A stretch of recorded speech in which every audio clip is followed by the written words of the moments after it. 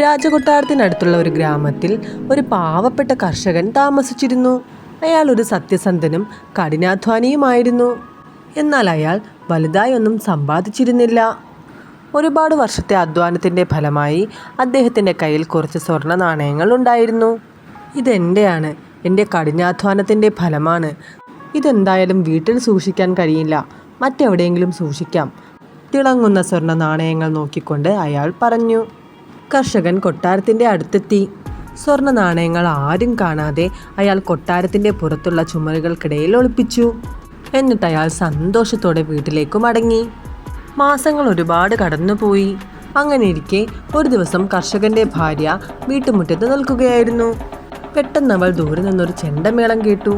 ആ സമയത്താണ് കർഷകൻ വീട്ടിലേക്ക് എത്തിയത്. കർഷകനും ചെണ്ടമേളം കേൾക്കുന്നുണ്ടായിരുന്നു.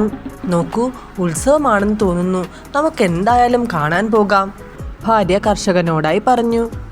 എന്നാൽ എൻ്റെ കയ്യിൽ പൈസയൊന്നുമില്ല, പിന്നെ എങ്ങനെയാണ് ഉത്സവത്തിന് പോവുക? കർഷകൻ ചോദിച്ചു. എന്നും നിങ്ങൾ കുതിരയെ പോലെ പണിയെടുക്കുന്നു, എന്നാൽ കയ്യിലാണെങ്കിലോ 5 പൈസയുമില്ല. കർഷകൻ്റെ ഭാര്യ പിണങ്ങിപ്പോയി. അവൾ എന്നോട് ഇതുവരെ ഒന്നും ആവശ്യപ്പെട്ടിട്ടില്ല, എങ്ങനെയെങ്കിലും അവളെ ഉത്സവത്തിന് കൊണ്ടുപോകണം, കർഷകൻ വിചാരിച്ചു. പെട്ടെന്നാണ് അയാൾക്ക് സ്വർണ്ണ നാണയങ്ങളെക്കുറിച്ച് ഓർമ്മ വന്നത്. അയാൾ വേഗം തന്നെ കൊട്ടാരത്തിനടുത്തേക്ക് നടന്നു. ഇതുതന്നെ തക്കം. അയാൾ ചുമരുകളുടെ അടുത്തേക്ക് നടന്നു. പെട്ടെന്ന് എവിടെ നിന്നോ ഒരു കാവൽ ഭടൻ ഓടിയെത്തി. അയാൾ അപ്പോൾ തന്നെ കർഷകനെ പിടികൂടി രാജാവിൻ്റെ അടുത്തേക്ക് എത്തിച്ചു. പേടിച്ചു വിറച്ച കർഷകൻ രാജകൊട്ടാരത്തിലേക്ക് നടന്നു. എന്തുപറ്റി? ഇയാളെ എന്തിനാണ് ഇവിടേക്ക് പിടിച്ചു കൊണ്ടുവന്നത്? രാജാവ് ചോദിച്ചു. കർഷകൻ തൻ്റെ മുഴുവൻ കഥയും രാജാവിനോട് വിശദീകരിച്ചു. അതൊക്കെ കേട്ട രാജാവിനൊരു കുസൃതി തോന്നി. ഞാൻ ആ സ്വർണ്ണ നാണയങ്ങൾക്ക് പകരം മറ്റൊരു സ്വർണ്ണ നാണയം തരാം, നിങ്ങൾ വീട്ടിലേക്ക് പോയിക്കോളൂ.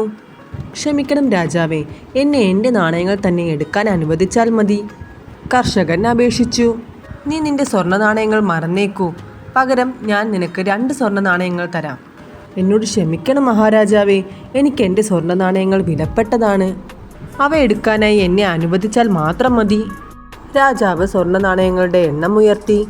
എന്നാൽ അതൊന്നും കർഷകന് സ്വീകാര്യമായിരുന്നില്ല.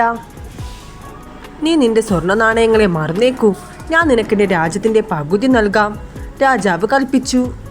എൻ്റെ രാജ്യത്തിൻ്റെ ഏതു പകുതിയാണ് വേണ്ടതെന്ന് നിനക്ക് തന്നെ തീരുമാനിക്കാം, രാജാവ് കർഷകനോടായി പറഞ്ഞു. അല്ലയോ മഹാരാജൻ, ഈ രാജ്യത്ത് എവിടെയാണോ എൻ്റെ നാണയങ്ങൾ ഇരിക്കുന്നത്, എനിക്ക് ആ ഭാഗം മതി. ഞാൻ എൻ്റെ നാണയങ്ങൾ എടുത്തതിനു ശേഷം ആ ഭാഗം തിരികെ തന്നേക്കാം, കർഷകൻ രാജാവിനോട് പറഞ്ഞു. പെട്ടെന്ന് രാജാവ് പൊട്ടിച്ചിരിച്ചു. നിന്റെ സത്യസന്ധത അപാരം തന്നെ. നീ നിന്റെ സ്വർണ്ണ നാണയങ്ങൾ തിരികെ എടുത്തോളൂ, കൂടെ എൻ്റെ സമ്മാനങ്ങളും സ്വീകരിക്കുക. ഒരു പെട്ടി നിറയെ സ്വർണ്ണ നാണയങ്ങൾ രാജാവ് കർഷകന് സമ്മാനിച്ചു.